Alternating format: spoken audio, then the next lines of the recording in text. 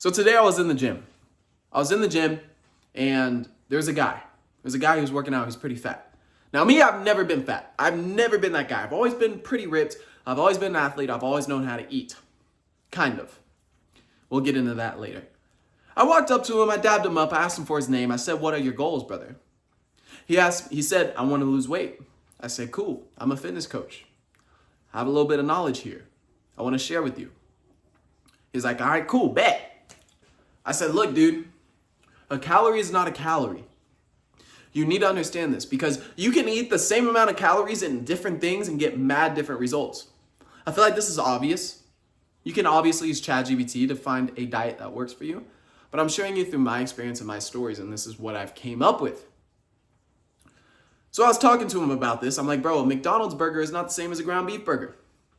They're not the same. Now you can eat all the stuff you want, like ground beef, sweet potatoes, rice, chicken, tuna, all of that, all you want. And you're likely not going to get fat in the way that most people do." And so I was telling him this. He's just nodding his head. He was going around like, "Oh, I get it, bro. I get it." I could tell he just wanted me to, leave him alone. So I was like, "All right, bro. Look, I'm out of here. Best of luck. I'll see you around." But if he actually internalized this, he would make so much progress. I've always wanted to gain muscle. And so I've never been in his shoes where I had to lose a bunch of weight. But I understand this concept is universal. If you're looking to gain muscle or build yourself into a man who thinks clear, who has more energy, who has these things dialed, your diet's a huge factor. The gym is 20% of it. The diet is 80%. The lifestyle, what you consume on a daily basis matters so much more. G. And, the best way I could put this is like your body is a computer and every food that you intake is software code. If you have faulty software code, your computer is going to start acting up. All right, and that's exactly what I told the man.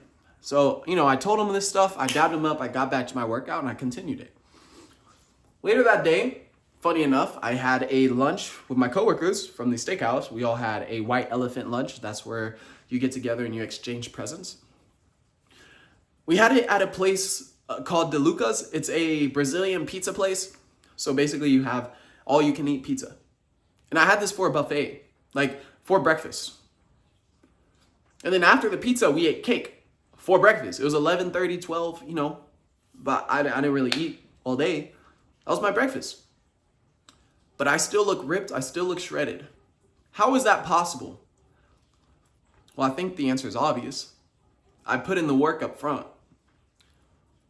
I've done enough work up front where if I want to go out and eat a pizza, if I want to go out and eat some cake, I can, and it's not going to wreck me. But most people don't live like that. Their lifestyle is faulty code every single day. That is their lifestyle. So when you have that lifestyle, of course, you're going to get bad results. I'm giving you the sauce, dog. I'm giving you the sauce. And this is a real life story. I could show you my proof. I can lift up my shirt right now and be like, "Yo, flex on him." Like, bro, I still look ripped. I still look shredded. Like the best I've ever been. And I was able to eat pizza and some cake for breakfast. Now, I didn't really feel great afterwards. It was faulty information and I knew what I was doing. Most people are unconscious. We make thousands upon thousands of subconscious decisions each day. That snack that you grab, likely subconscious. That meal that you ate, likely subconscious. That fast food you chose, why did you choose it? I'm conscious. I understand this stuff. And so it's hard for me to go against it no matter what, because that's just not who I am. I want you to change your identity to a person who that is no longer who you are, and that is how you will exponentially change. You will continuously get better. And that belief you will give to your kids because they look up to you. They see you right out the womb, how you act before you come into the womb. They're literally a part of you, dude. So if you don't even care about yourself, please care about your kids enough to take this into consideration. If you don't care about looking great and building a body and having abs and having mental clarity and being a disciplined man that God called you to be, to stand in the gap between good and evil and raise a proper family, I don't know what to tell you. At least do it for your kids. At least. So that was the second story. You know, we ate. I ate some pizza and cake for breakfast. Third story. I just got back from the grocery store. Me and my boy were about to eat some steaks. I'm here at my pop's crib. Pop's out of town. I invited homeboy over, and I'm like, bro, let's cook up. Let's eat some steaks. Let's chop it up. Let's yap. Good friend of mine. Known him since elementary school. It's good. Having brotherhood is good. He's in the gym. He goes to the same gym I go to. So I was buying these steaks at Aldi, and I picked up some lamb and some steak. Got in line. There's a lady in front of me. She had 4 kids. She had a little baby in the cart, and then 3 older kids that were standing next to her. They're going crazy, doing their thing. She looks at me, I look at her, I'm like, because I'm standing right behind her, I say, you have your hands full, don't you? She goes, yeah. And there's 3 more at home. I said, oh boy. She has 7 kids. 7 kids. Skinny mama. You know, taking care of her children. Now she and hopefully her husband are taking care of 7 children while still providing, still working a job. I could tell by the look on her face. And I'm telling you, bro, she wasn't rich. She didn't look rich, at least. You know, like, you know, there's some mamas out there that, like, they're good, they're stable, they could hire a nanny. Clearly, this lady wasn't that. And so, 7 kids. You don't have, the people that are following me, they're averaging from my age to 30. So like 23 to 30 is what I average that you guys are watching. My 40, 50 viewers on average this video, my 200 subscribers, you are mainly in between the ages of 23 to 30 years old because I look at these statistics. You likely don't have a lot of kids. You likely don't have 7 children. And you're telling me you can't get fit for what? You can't level up your discipline for what? You can't stop that bad habit for what? Life is hard for what? You understand what that lady likely had to go through on a daily basis?